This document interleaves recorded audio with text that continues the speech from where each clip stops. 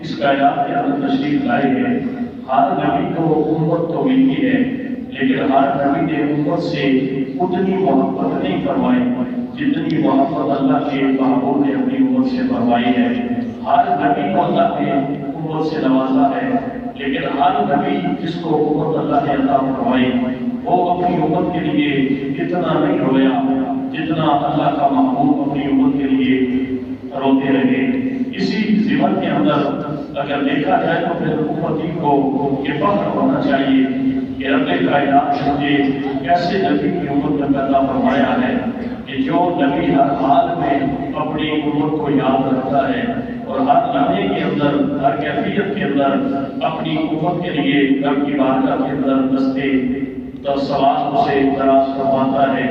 یہ ہمارے لیے باعث فخر بھی ہے، باعث خوشی بھی ہے، باعث افتخار بھی ہے کہ مالک کائنات نے ہمیں ایسے نبی کے دعوت سے وابستہ کر دیا ہے کہ جس نبی نے اپنی زندگی کے اندر کثرت سے اپنی امت کو یاد فرمایا ہے۔ اللہ کے محبوب کریم صلی اللہ علیہ وسلم قرآن حکیم کے اندر ہر نبی نے اپنی امت کے بارے میں جو دعا فرمائی ہے، قرآن کو دعاؤں کا ذکر فرما رہا ہے۔ ہر نبی نے اپنی امت سے جس انداز سے محبت کا اظہار فرمایا ہے، ہر نبی اپنی امت کے ساتھ جس انداز سے پیش آتا رہا اور امت نے جس انداز سے اپنے انبیاء سے پیش آتی رہی، یہ سارے کا سارا ذکر جو ہے وہ قرآن حکیم کے اندر موجود ہے۔ لیکن سچی بات یہ ہے کہ بندہ جب قرآن کریم کھول کے پڑھتا ہے اور قرآن کے اندر ساری امتوں کے حال پڑھتا ہے، ساری امتوں کے حال پڑھ کے بندہ اس نتیجے پہ پہنچتا ہے کہ جتنی شان اللہ نے امت محمدیہ کو عطا فرمائی ہے، اتنی شان اللہ نے کسی اور امت کو نہیں عطا فرمائی۔ اسی طرح جب سارے نبیوں کی اپنی امتوں سے محبت کے اعمال کو بندہ پڑھتا ہے تو بندہ بول اٹھتا ہے کہ جتنی محبت اللہ کے محبوب نے اپنی امت سے فرمائی ہے، اتنی محبت شاید کسی نبی نے اپنی امت سے فرمائی ہو۔ قرآن حکیم کی آیات بینات کے اندر مالک کائنات ہر نبی کا ذکر فرماتا ہے۔ ہر نبی نے جس انداز سے اپنی امت سے محبت فرمائی ہے، اللہ کے محبوب کریم صلی اللہ علیہ وسلم ایک دن انبیاء کی امتوں کے اعمال کا تلاوت فرما رہے تھے۔ حضرت ابراہیم اپنی امت کے بارے میں اعلان کر رہے ہیں کہ من تابعني فمن تابعني فإنه مني ومن عصاني فإنك غفور رحیم۔ کہ اے مالک کے کائنات میری امت میں سے جو بھی میری پیروی کرے گا، میری اتباع کرے گا، میرے کہنے پہ چلے گا، میری تعلیمات کے مطابق اپنی زندگی گزارے گا، فإنه مني، تو وہ میری جماعت میں سے ہے، میرے گروہ میں سے ہے، میرا اس کے ساتھ تعلق ہے اور اس کا میرے ساتھ تعلق ہے۔ ومن عصاني فإنك غفور رحیم، اور جو شخص بھی میری نافرمانی کرے گا، میری اتباع نہیں کرے گا، بے شک تو رحمان ہے، معاف کرنے والا ہے۔ اب تیری مرضی ہے کہ اسے معاف کرے یا معاف نہ کرے۔ یہ حضرت سیدنا ابراہیم علیہ السلام اپنی امت کے بارے میں رب کی بارگاہ کے اندر اپنی امت سے محبت کا اظہار فرما رہے ہیں اور یہ اعلان کرتے ہیں کہ مالک کے کائنات جو میری اتباع کرے گا، میری پیروی کرے گا، فإنه منی، وہ مجھ میں سے ہے، میں اسے اپنا امتی قبول کر رہا ہوں۔ لیکن جو شخص میری نافرمانی کرے گا میں اس کو تیرے حوالے کر دیتا ہوں، تو جانے اور وہ شخص جانے۔ اسی طرح حضرت سیدنا عیسیٰ علیہ السلام کی امت کے بارے میں حضرت عیسیٰ کے جذبات کو بھی اللہ نے قرآن کے اندر بیان فرمایا ہے۔ حضرت عیسیٰ علیہ السلام اللہ کی بارگاہ میں یہ دعا مانگتے ہیں، وَإِن تُعَذِّبْهُمْ فَإِنَّهُمْ عِبَادُكَ، اے مالک کے کائنات اگر تو میری امت کے گناہ گاروں کو عذاب دے گا تو میرا اس میں کوئی جو ہے وہ مداخلت نہیں ہے، میرا اس میں کوئی سروکار نہیں ہے۔ فَإِنَّهُمْ عِبَادُكَ، وہ تیرے بندے ہیں، تو انہیں عذاب دے یا انہیں معاف کر دے۔ یہ حضرت عیسیٰ علیہ السلام اپنی امت کے بارے میں رب کی بارگاہ کے اندر اپنے جذبات کا اظہار فرما رہے ہیں۔ گویا ہر نبی نے اپنی امت کے نیکوکاروں کو قبول فرمایا اور گناہ گاروں کو اللہ کی رحمت کے حوالے کر دیا، اللہ کے فضل کے حوالے کر دیا۔ اللہ کے محبوب کریم نے جب ساری امت کو انبیاء کی اس ماحول، اس کیفیت کو جب مطالعہ فرمایا کہ ہر نبی کو اپنی امت کے گناہ گاروں کو اللہ کے حوالے کر کے نیکوکاروں کو اپنے دامن کے اندر سمیٹ رہا ہے، اللہ کے محبوب نے جب ان آیات بینات کے اندر انبیاء اور انبیاء کی امت کی اس کیفیت کو جانا، پہچانا، تو اللہ کے محبوب زاروں کے بعد رونا شروع ہو گئے اور آپ کی زبان مبارک پہ صرف امتی کا لفظ جاری ہوا. گویا اللہ کے محبوب یہ فرما رہے تھے کہ مالک کائنات ابراہیم کا اعلان یہ ہے کہ جو نیک ہیں وہ میرے ہیں، جو گناہ گار ہیں وہ سارے تیرے ہیں. حضرت عیسیٰ کا یہ اعلان ہے کہ مالک کائنات جو میری امت میں نیک لوگ ہیں وہ سارے کے سارے میرے ہیں، گناہ گاروں کو تیرے رحم و کرم پہ چھوڑ رہا ہوں. لیکن اللہ کے محبوب کی زبان مبارک سے امتی کا لفظ جاری ہے، آنکھوں سے آنسو کی لڑیاں جاری ہیں، زاروں کی تعداد اللہ کے محبوب رو رہے ہیں اور آپ کی زبان پہ لفظ امتی جاری ہے. مالک کے کائنات ہر وہ شخص جس نے میرا کلمہ پڑھا ہے، کلمہ پڑھ کے اس نے میری اتباع کی یا نہیں کی، میرے کہنے پہ چلا یا نہیں چلا، میرا نام ایک دفعہ اس کی زبان پہ آ گیا ہے. مالک کے کائنات اس نے مجھے اپنا آقا مان لیا، میں اسے اپنا امتی مان رہا ہوں. مالک کے کائنات اس نے مجھے اپنا جو ہے وہ رسول مان لیا، میں اسے اپنا امتی مان رہا ہوں. مالک کے کائنات اس میں نیکوکار اور گناہ گار کی کوئی بات نہیں ہے. گناہ گار بھی میرے امتی ہیں، نیکوکار بھی میرے امتی ہیں. اللہ کے محبوب کی زبان پہ صرف امتی کا لفظ جاری ہے. مالک کے کائنات جبریل امین کو بلاتے ہیں اور جبریل سے یہ فرماتے ہیں جبریل جا سل ما یوتی ہے، میرے محبوب سے یہ پوچھ کے کس بات کی وجہ سے میرا محبوب رو رہا ہے. آنکھوں سے آنسو کی لڑیاں جاری ہیں، زبان پہ امتی کا لفظ جاری ہے. اور ربوں کا عالم اے جبرائیل تیرا رب جانتا ہے کہ میرا محبوب رو کس وجہ سے رہا ہے، لیکن تو جان جا کے میرے محبوب سے یہ پوچھ تو صحیح کہ میرا محبوب رو کس لیے رہا ہے، آنکھوں سے آنسو کس لیے جاری ہیں. جبریل امین حاضر ہوتے ہیں اللہ کی بارگاہ سے حاضر ہو کے، اللہ کے محبوب کی بارگاہ کے اندر حاضر ہو کے یہ عرض کرتے ہیں کہ اے مالک کائنات کے محبوب، میں نے رب کائنات کی اجازت سے رب کائنات نے مجھے یہ جہاں پہ بھیجا ہے. مالک کائنات پوچھ کے رہا ہے کہ اے محبوب کس وجہ سے تو رو رہا ہے. اللہ کے محبوب نے فرمایا کہ جبریل میں نے حضرت ابراہیم کی امت کے حالات کو پڑھا ہے. ابراہیم اپنی امت کے نیکوکاروں کو قبول کر کے گناہ گاروں کو اللہ کی رحمت کے حوالے کر رہا ہے. ابراہیم کے حالات کے بعد حضرت عیسیٰ کی امت کے حال کو پڑھا ہے. عیسیٰ نیکوکاروں کو قبول کرتا ہے، گناہ گاروں کو جو ہے وہ اللہ کے فضل و کرم کے حوالے کر کے کہتا ہے کہ مالک اگر تو بخش دے، انہیں عذاب دے دے تو تیرے بندے ہیں، میرا اس سے کوئی سروکار نہیں ہے. لیکن جبرائیل مجھے اپنی امت سے بڑی محبت ہے، جس نے بھی میرا کلمہ پڑھا ہے، یہاں نیکوکار اور گناہ گار کی بات نہیں ہے، مجھے اپنی امت کا غم کھائے جا رہا ہے، میں اس لیے زاروں کے ساتھ رو رہا ہوں. جبریل امین حاضر ہوئے اور مالک کائنات کی بات کا بیان کرتے ہیں مولا کائنات میرا محبوب اپنی امت کی وجہ سے رو رہا ہے. تو پتہ ہے رب کائنات نے کیا فرمایا؟ اے جبریل جا کے میرے محبوب سے یہ فرما دے والا سوف یوتی کا ربوں کا فتح، تو رو کیوں رہا ہے؟ تیرا رب تجھے اتنا عطا فرمائے گا جب تک تو راضی نہیں ہوتا تیرا رب تجھے عطا فرماتا رہے.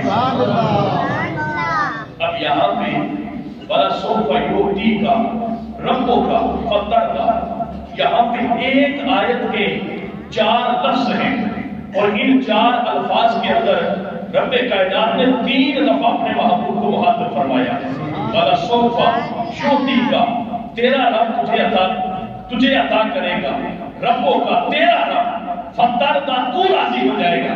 یعنی اس ایک آیت کے اندر اللہ نے اپنے محبوب سے محبت کا اس انداز سے اظہار فرمایا کہ محبوب تو رو کیوں رہا ہے، تیرا رب تجھے اتنا عطا کرے گا کہ تو راضی ہو جائے گا. اللہ کے محبوب نے فرمایا کہ میں جب معراج میں تشریف لے کے گیا تو وہاں مالک کی کائنات نے فرمایا محبوب ہر وقت امت کے بارے میں روتا رہتا تھا، ہر وقت امت کے بارے میں غمگین رہتا تھا. آج تجھ سے ایک بات کرنی ہے. اللہ کے محبوب نے فرمایا فَإِنَّ بَيْنَ أَن يَدْخُلَ نِصْفَ أُمَّتِي بِغَيْرِ حِسَابٍ فِي الْجَنَّةِ وَبَيْنَ الشَّفَاعَةِ فَاخْتَرْ وَشَفَاعَةَ. مالک کائنات نے فرمایا اے مالک آج یہاں پہ بیٹھ کے بات طے کر لیتے ہیں. بات یہ ہے کہ میں تجھے 2 اختیار دیتا ہوں. پہلا اختیار یہ ہے کہ اگر تم چاہے تو قیامت کے دن بغیر حساب کتاب کے تیری نصف امت کو میں جنت میں داخل فرما دوں گا. دوسرا یہ ہے کہ اگر بغیر حساب کتاب کے نصف امت کو جنت میں داخل کرنے کے تو راضی نہیں ہے تو شفاعت کا حق لے لے. جس کے حق میں تو سفارش فرمائے گا میں رب کائنات سے تیری سفارش میں جنت میں داخل فرما دوں گا. اللہ کے محبوب نے فرمایا فخر تو شفاعت، میں نے وہ دوسرا حق چھوڑ دیا اور میں نے حق شفاعت کو قبول فرمایا۔ اللہ کے محبوب پھر خود بول پڑتے ہیں، کیا تم یہ سمجھتے ہو آن راؤن حاجل متقین ولکن حاجل مسلمین والخطائین؟ اللہ کے محبوب خود بول پڑتے ہیں کہ کیا تم یہ سمجھتے ہو کہ میں نے جو حق شفاعت اللہ سے لیا ہے یہ اپنی امت کے نیکوں کے لیے لیا ہے؟ کہیں نہیں، نیک تو اللہ کے دامن میں ڈال کے پھر رب سے فرماؤں گا مولا سارے گناہگار میرے وعدہ پر بیٹھا ہے۔ اب رب کا وعدہ کیا ہے؟ محبوب مجھے اتنا عطا فرماؤں گا کہ جب تک تو راضی نہیں ہوگا، یہ قرآن کی آیت ہے، میں تجھے عطا کرتا رہوں گا۔ اللہ کے محبوب نے فرمایا کہ میں اس وقت تک راضی نہیں ہوگا جب تک میرا ایک بھی کلمہ پڑھنے والا جہنم میں ہوگا۔ رب کائنات ہر کلمہ پڑھنے والے کو جب تک جنت میں داخل نہیں فرمائے گا میں رب سے راضی نہیں ہوں۔ اب بات صرف اتنی ہے کہ ہماری شکلیں کیا ہے، ہمارے حال کیا ہے۔ اس سے پہلے تو ہر نبی کی امت کا حال یہ تھا کہ وہ گناہ کرتے تھے تو اس کا گناہ اس کے چہرے پہ ظاہر ہو جاتا تھا۔ سچی بات تو یہ ہے کہ ان کے گھروں پہ لکھ دیا جاتا تھا، جن راستوں سے وہ گزرتے تھے وہ راستے بول پڑتے تھے کہ یہ فلاں گناہگار گزر رہا ہے۔ اللہ کے محبوب سے رب کائنات نے فرمایا محبوب تو اپنی امت سے اتنی محبت فرماتا ہے، اتنی محبت فرماتا ہے، اس وجہ سے تیری محبت کی وجہ سے تیری امت کی جو محبت تیرے دل کے اندر موجود ہے میں تیری امت کو دنیا کے اندر لوگوں کے سامنے رسوا ہونے سے محفوظ کر دوں گا۔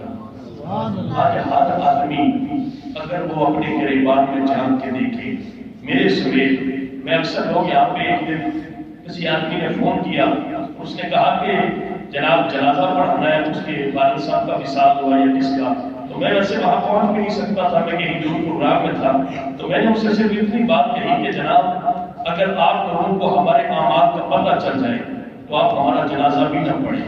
جنازہ پڑھانا تو دور کی بات ہے، جنازہ بھی نہ پڑھیں۔ اسی طرح ہمارے گناہوں کی اگر بدبو بھی آنا شروع ہو جاتی ہے، جو ہم گناہ کرتے ہیں جھوٹ کی صورت میں، غیبت کی صورت میں، چغلی کی صورت میں، بے ایمانی کی صورت میں، اگر ہمارے گناہوں کی ہم سے صرف بو آنا شروع ہو جاتی تو سچی بات ہے کہ ہم میں سے کوئی بھی یہاں مسجد کے اندر بیٹھنے کے قابل نہ رہتا۔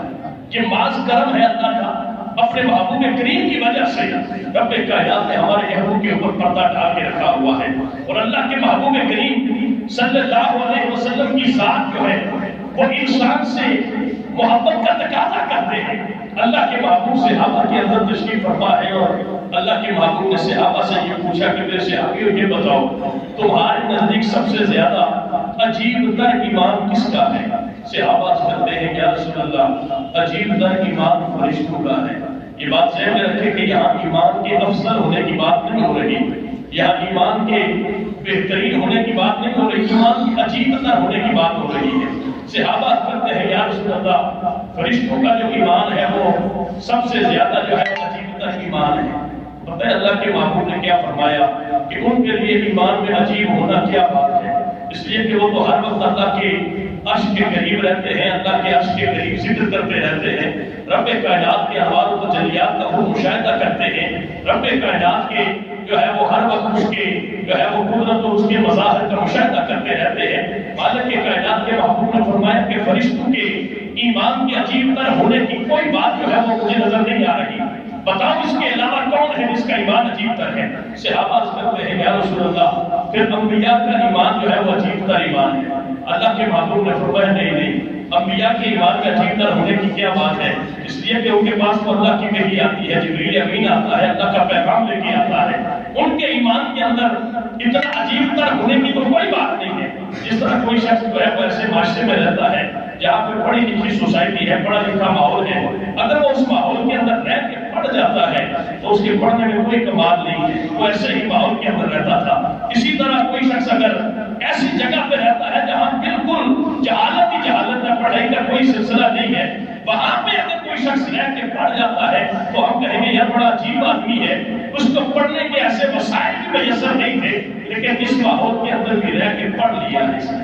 اللہ کے محبوب کی سینس میں صحابہ سے پوچھ رہے تھے، صحابہ سے کہتے ہیں یا رسول اللہ انبیاء کا ایمان۔ اللہ کے محبوب نے فرمایا کہ انبیاء کے ایمان کے اندر عجیب تر بات کیا ہو سکتی ہے؟ ان کے سامنے تو وہی ہے کہ جبریل امین آتا ہے، اللہ کی طرف سے پیغام آتا ہے، اللہ نے ان کو اپنا نبی بنا کے کائنات میں مبعوث فرمایا ہے، ان کے ایمان کے اندر ایسی عجیب تر کون سی بات ہے؟ صحابہ عرض کرتے ہیں یا رسول اللہ پھر ہمارا ایمان عجیب تر ہے۔ اللہ کے محبوب نے فرمایا کہ تمہارا ایمان کس طرح عجیب تر ہو سکتا ہے؟ تمہارے سامنے تو اللہ کی وحی نازل ہوتی ہے، تمہارے سامنے اللہ کا نبی بیٹھا ہے، تم تو اللہ کے نبی کے معجزات کو دیکھ کے اللہ کی ذات کا ایمان لے کے آتے ہو۔ صحابہ عرض کرتے ہیں یا رسول اللہ آپ خود ہی بیان فرما دیجئے کہ کن لوگوں کا ایمان جو ہے وہ عجیب تر ہے۔ اللہ کے محبوب نے فرمایا کہ میری امت کے وہ لوگ جن لوگوں تک جو ہے وہ میرا صرف پیغام پہنچے گا اور وہ اس پیغام پہ بھی عمل کر کے مجھ سے محبت کرنا شروع کروا دیں گے۔ دیکھیں نا، ہم میں سے کوئی آدمی ایسا نہیں ہے کہ جس کا یہ دعویٰ ہو کہ میں نے حضور کو دیکھا ہے نعوذ باللہ تو پھر جو ہے وہ میں نے کلمہ پڑھا ہے۔ ہم میں سے کوئی یہ نہیں کہہ سکتا کہ جبریل امین ڈائریکٹ جو ہے وہ قرآن کی آیات لے کے آیا تو میں ایمان لے کے آتا ہوں۔ سچی بات تو یہ ہے کہ 14 صدیاں گزر گئی، اللہ کے محبوب نے صحابہ سے فرمایا تمہارا ایمان تمہیں مبارک ہو، لیکن ان لوگوں کا ایمان انہیں 7 دفعہ مبارک ہو کہ جنہوں نے مجھے دیکھا نہیں ہے لیکن پھر بھی وہ محبت اسی طرح کر رہے ہیں جس طرح تم مجھ سے محبت کر رہے ہیں۔ اب صحابہ کرام رضوان اللہ تعالیٰ علیہ اجمعین کی محبت، صحابہ کا جو عقیدہ حضور کی ذات کے ساتھ تھا وہ تو دیکھ کے محبت کرتے تھے۔ یہاں پہ محبت کی بات حضرت بلال حبشی کے بارے میں سب نے سن رکھا ہے کہ آپ جب ایمان لے کے آئے تو آپ کا جو آقا تھا آپ پہ بڑے ظلم و ستم کرتا تھا۔ ایک زنیرہ یا زنیرہ یا زنیرہ ایک صحابیہ ہے جنہیں اللہ کے نبی پہ ایمان لانے کی وجہ سے آپ کا مالک اتنا مارتا تھا کہ آپ کی آنکھوں کی بینائی ختم ہو گئی تھی۔ تو حدیث کی کتابوں میں آتا ہے کہ ایک دن آپ کا مالک یہ کہنے لگا کہ جس محمد کی وجہ سے مال کھاتی تھی، جس اللہ کی وجہ سے مال کھاتی تھی، اب اس اللہ اور محمد کو کیا کہتے تھے آنکھوں کی بینائی واپس کرنا ہے۔ تو حضرت زہیرہ اللہ کی بارگاہ میں عرض کرتی ہے کہ مالک کی کائنات یہ تیرے محبوب کی طرف سے مجھے ایک محبت کا تحفہ ملا تھا، ساری زندگی آنکھوں کے لوٹ آنے کی دعا نہ کرتی۔ صحابہ نے اللہ کے محبوب کریم صلی اللہ علیہ وسلم کے وصال کے بعد یہاں تک ایک صحابی کے بارے میں بیان کیا جاتا ہے کہ آپ خیموں کے اندر کام کر رہے تھے تو آپ کا بیٹا دوڑتا ہوا گیا اور کہنے لگا کہ ابا جان اللہ کے محبوب کا وصال ہو گیا۔ تو کہتے ہیں آپ نے کھڑے ہو کے وہاں پہ دعا فرمائی کہ مالک کائنات اب محبوب کا چہرہ سامنے نہیں رہا، ان آنکھوں کا فائدہ کیا ہے، میری آنکھوں کی بینائی کو واپس لے لیں۔ تو کہتے ہیں کہ محبت کے طور پہ ان کی آنکھوں کی بینائی ختم ہو گئی تھی اور ساری زندگی یہ کہتے تھے کہ حضور کے چہرے کو دیکھنے کے بعد اب کسی حسن کو دیکھنے کی تمنا باقی رہی نہیں تھی، اس لیے یہ دعا مانگی تھی۔ حضرت زنیرہ رضی اللہ تعالیٰ عنہ آپ کا مالک کتنا مانتا تھا، آنکھوں کی بینائی ختم ہو گئی۔ مالک کہنے لگا تو اللہ کو مانتی تھی، مانگ اللہ سے آگے۔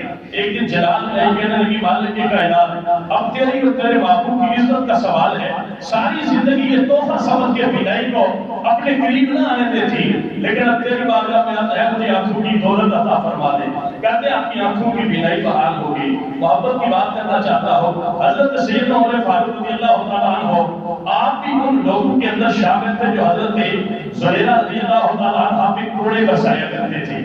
آپ فرماتی ہیں کہ جب حضرت عمر فاروق مسلمان ہوئے، کلمہ پڑھا، حضور کے غلاموں میں آئے، تو کہتے ہیں کہ حضرت عمر فاروق جو ہے وہ گلی کے اندر حضور کے نام کے نعرے لگاتے ہوئے گزر رہے تھے۔ حضرت زہیرہ بھی اسی گلی میں کھڑی تھی، حضرت عمر کے روک کے کہتی ہے کہ آج تو بڑے نعرے لگاتا پھر رہا ہے، وہ وقت یاد کر جب میں نعرے لگاتی تھی تو مجھے کوڑے مارا کرتا تھا۔ تو حضرت عمر نے پتہ ہے کیا جواب دیا؟ کہا زہیرہ تب تک میں محمد کا مخالف تھا جب تک میں نے محمد کے چہرے کو نہیں دیکھا، تب تک میں حضور کا مخالف تھا جب تک میں نے اللہ کے نبی کے چہرے کو نہیں دیکھا تھا۔ جس دن میں نے اللہ کے نبی کے چہرے کو دیکھ لیا تھا اس دن مجھے یقین ہو گیا تھا یہ سچے کا چہرہ جھوٹے کا چہرہ ہو ہی نہیں سکتا، یہ جھوٹے کا چہرہ ہو ہی نہیں سکتا۔ میں ایک بات اکثر کہتا ہوں کہ میرے بھائی میرے دوست، ہماری اوقات کیا ہے، ہماری حیثیت کیا ہے، رب کائنات نے اپنے محبوب کی امت میں پیدا فرما دیا ہے۔ ہر آدمی کو یہ سوچنا چاہیے کہ رب کائنات کا ہماری اوپر کتنا بڑا احسان ہے کہ اللہ تعالیٰ نے اپنے محبوب کی امت میں ہمیں پیدا فرما دیا ہے۔ آج ہم نعرہ یہ لگاتے ہیں کہ حضور کا امتی ہے، لیکن ہمارے عمل، ہمارا کردار، ہماری جو زندگی کے معمولات ہیں وہ حضور کی زندگی سے ہٹ کے ہم زندگی گزارتے ہیں۔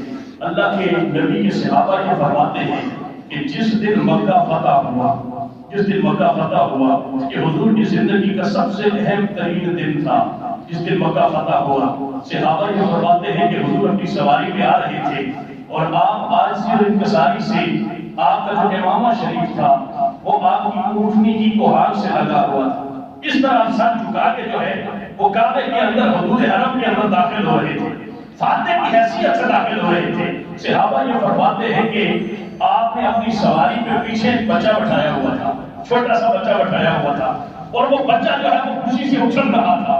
اللہ کے محبوب تھوڑی دیر بعد اس بچے کو جو ہے وہ سنبھال رہے تھے۔ صحابہ یہ فرماتے ہیں ہم نے یہ سوچا کہ شاید آپ کے خاندان کا کوئی نواسا ہو یا کوئی خاندان کا بچہ ہو جسے اللہ کے نبی اپنے پاس بٹھا کے رکھا ہے۔ صحابہ یہ فرماتے ہیں ہم یہ سمجھے کہ شاید قریش کا کوئی بہت بڑا سردار ہوگا جس کا یہ بچہ ہے اللہ کے نبی اپنے ساتھ بٹھا کے رکھا ہے۔ صحابہ یہ فرماتے ہیں کہ ہم یہ سمجھ رہے تھے کہ شاید جو ہے وہ انصاری صحابی ہے جس صحابی کے بچے کو محبت سے اللہ کے نبی نے اپنے پیچھے بٹھا رکھا ہے۔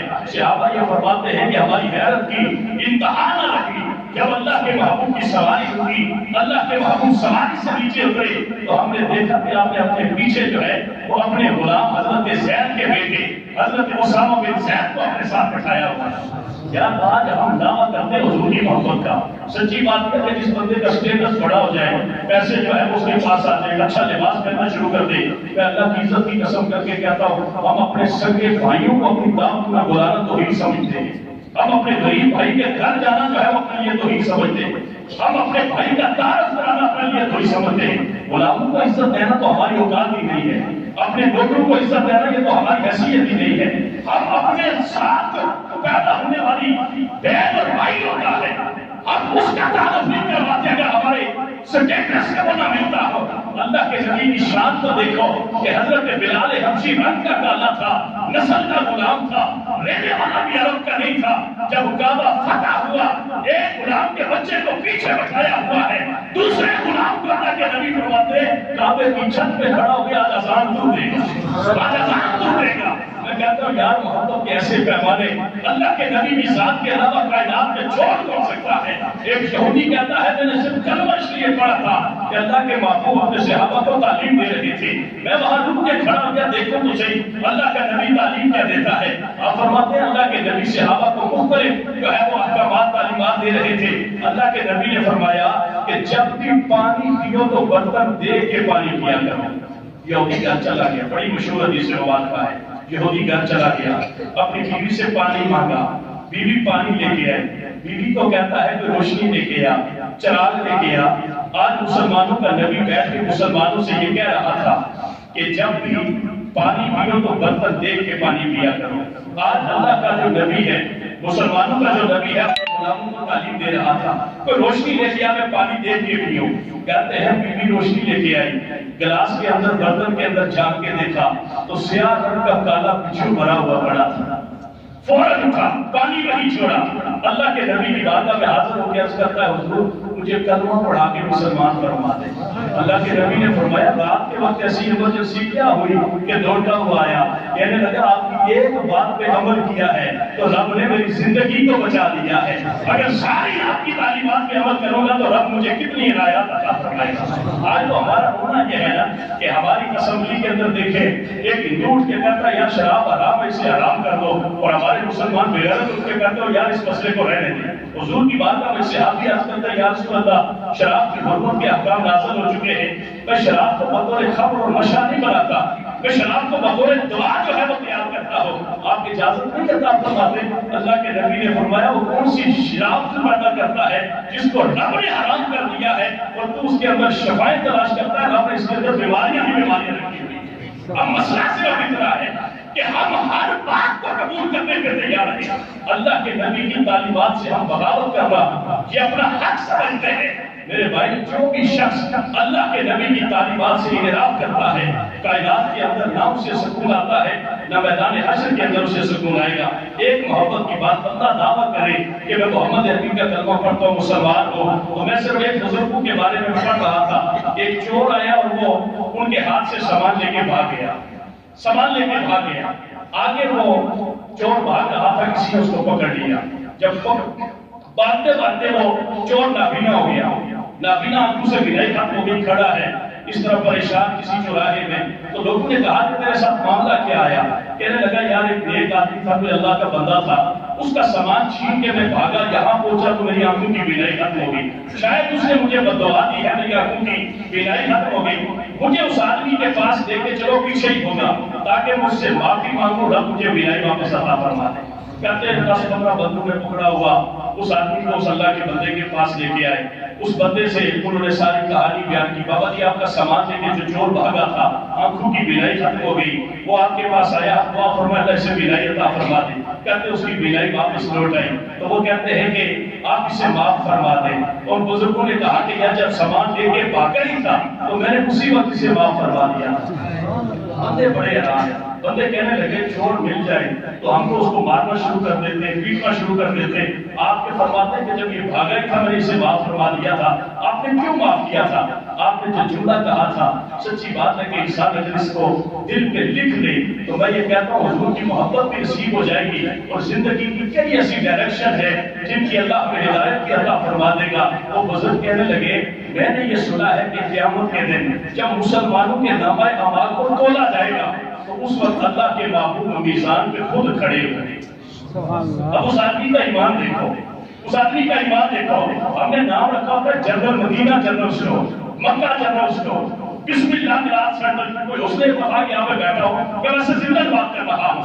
اندر ساری بےایمانیاں ہم کر رہے ہوتے ہیں، نام اپنے موقع اور مدینے کے رکھے ہوتے ہیں. ہم نے جو ہے وہ نام بڑا جو ہے وہ اسلامی رکھا ہوتا ہے، لیکن عمل سارے کے سارے ہم غیر اسلامی کر رہے ہوتے ہیں. اللہ کے محبوب کا وہ ادنا سا غلام یہ کہتا ہے میں نے یہ سنا ہے کہ قیامت کے دن جب مسلمانوں کے نامہ اعمال کھولے جائیں گے تو اللہ کے محبوب خود اس میزان پہ کھڑے ہوں گے. تو میں نے یہ سوچا کہ ہمارا بھی یہ معاملہ قیامت کے دن پیش ہوگا کہ میری تھیلی لے کے یہ بھاگا ہے، میرے ساتھ اس نے زیادتی کی ہے. ظاہری بات ہے یہ ہمارا کیس اللہ کی عدالت میں جب پیش ہوگا تو یہ وہاں پہ اس وقت جو ہے وہ اللہ کی عدالت میں پیش ہوگا. ہمارے نبی بھی وہاں پہ جلوہ فرما ہوں گے. تو میں نے یہ سوچا کہ چلو میرے اس عمل کی وجہ سے اس آدمی کا جو قیامت کے دن مواخذہ ہوگا، اللہ کے نبی کو انتظار کرنا پڑے گا. میں نے تو نبی کی محبت کی وجہ سے اسے معاف کر دیا، نبی کو انتظار نہ کرنا پڑے گا. اب دیکھیں نا بندے کا عقیدہ کیا ہونا چاہیے. ہم کلمہ پڑھتے ہیں محمد کا، اتنی تو یہ تو بہت بڑی محبت کی بات ہے، یہ تو عشق کی انتہا کی بات ہے. ہم اس کلمہ پڑھتے ہیں محمد کا. تو میں کہتا ہوں کہ سب سے زیادہ جو محمد کی نقصان تعلیمات کو پہنچاتے ہیں ہم کلمہ پڑھنے والے پہنچاتے ہیں. ہم کلمہ پڑھنے والے پہنچاتے ہیں. ہمارا کردار، ہمارا عمل، ہماری زبان، ہمارا قول و فعل، ہمارے انداز معاشرت اگر انسان دیکھ لے تو سچی بات ہے حضور نے فرمایا جس نے ایک بالش زمین کسی کی ناجائز کی ہے قیامت کے دن اللہ اس کو 7 توب یہ زمینوں کے اس کے گلے میں پہنائے گا. کون کہتا ہے؟ ایک آدمی مجھے کہنے لگا کہ وہ ایک آدمی جہاں پہ تنور میں اس نے واقعہ سنایا کہ وہ مر رہا تھا جہاں پہ ناجائز زمینوں پہ یہ جو قبضے کا معاملہ تھا. تو کہنے لگا میں اسے دیکھنے گیا تو کرائے کے حوالے سے اپنے بچے کو کہتا شکر ہے یہ بھی آ گیا، اگلے مہینے اس کا کرایہ اتنا کر دینا. فلانے کہتا کوئی 30 بندوں کے نام اس نے گنوائے. بڑا آدمی ہے، صاحب اپنے آپ کو صاحب عزت، صاحب جاہ، صاحب حشر سمجھتا ہے، دنیا کے لحاظ سے اپنی زندگی کو کامیاب کر وہ جانتا ہے. کہنے لگا کہ اس سے اتنا کرایہ بڑھا دینا، فلاں سے اتنا کرایہ. شکر ہے یاد تو بھی آ گیا. کہنے لگا میں اس سے دیکھ کے آیا، 1 گھنٹے کے بعد پتا چلا وہ تو مر گیا. تو میں نے کہا کہ یار اس وقت بندے کو اللہ کی بارگاہ کے اندر اپنے گناہوں کی معافی مانگنی چاہیے. یہ بوڑھا اگلے جان کیا لے کے جائے گا جو ناجائز زمین پہ قبضہ کر کے بھی بندے وقت جو ہے وہ دنیا کی باتیں کرتا ہے، دنیا سے گیا ہے. اللہ کی بارگاہ میں دعا ہے کہ رب ہمارے دل اور ہمارے دماغ کو اپنے دین سے مزین کر دے، اللہ کے نبی کی تعلیمات کا نور ہمیں عطا فرما دے تاکہ ہمیں اس دنیا کے اندر بھی اللہ دنیا کا سکون عطا فرما دے اور قیامت کے دن بھی اللہ محرومیوں سے محفوظ رکھے. وآخر دعوانا الحمدللہ.